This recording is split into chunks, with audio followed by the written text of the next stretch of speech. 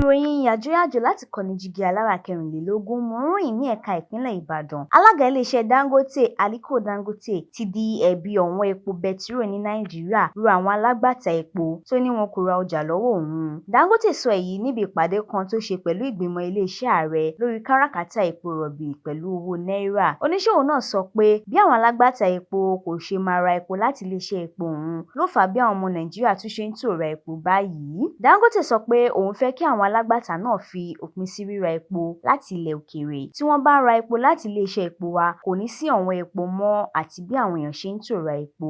Ó ní òun kò mọ ìdí tí wọn kò fi rà lọ́wọ́ òun mọ́. Ṣáájú ni àwọn alágbàtà epo náà ti sọ pé àwọn kò fẹ́ kí iléeṣẹ́ NNPCL jẹ́ alárinà láàrin wọn àti Dangote pé àwọn fẹ́ máa ra epo lọ́wọ́ rẹ̀ tààrà. Èyí ló mú kí NNPCL kéde pé òun ti jáwọ́ nínú ètò náà. Dangote sọ pé òun fi ọwọ́ sí àdéhùn pẹ̀lú àwọn elépo náà pé wọ́n lè máa rà ní iye kan náà tí òun ta epo fún NNPCL. Bákan náà ló fi kún ọ̀rọ̀ rẹ̀ pé iléeṣẹ́ epo òun ṣetán láti pèsè 30 mílíọ̀nù lítà epo fún àwọn ọmọ Nàìjíríà. Àwòye pé 30 sí 32 mílíọ̀nù lítà epo bẹtiró ni àwọn ọmọ Nàìjíríà nílò lójúmọ́. Èyí kì í ṣe nǹkan tó nira rárá nítorí pé 500 mílíọ̀nù lítà epo la ní nínú ọgbà wa lọ́wọ́lọ́wọ́.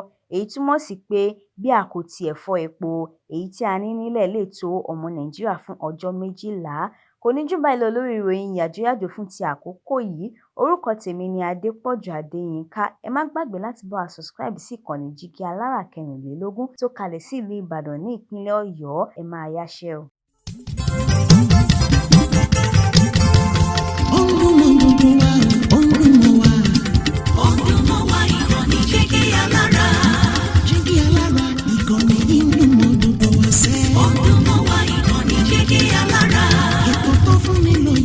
Ètò tó wà ní lọ́yẹ̀ wà ń bẹ̀. Ọdún mọ́ wá ìkànnì jígí alára. Ìròyìn lóríṣiríṣi tàbí mọ bó ṣe ń lọ láwùjọ.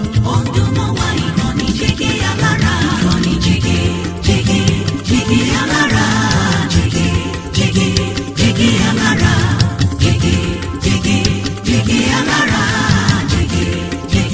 Jígí alára. Ìkànnì jígí alára kẹrìnlélógún bàbá gbogbo.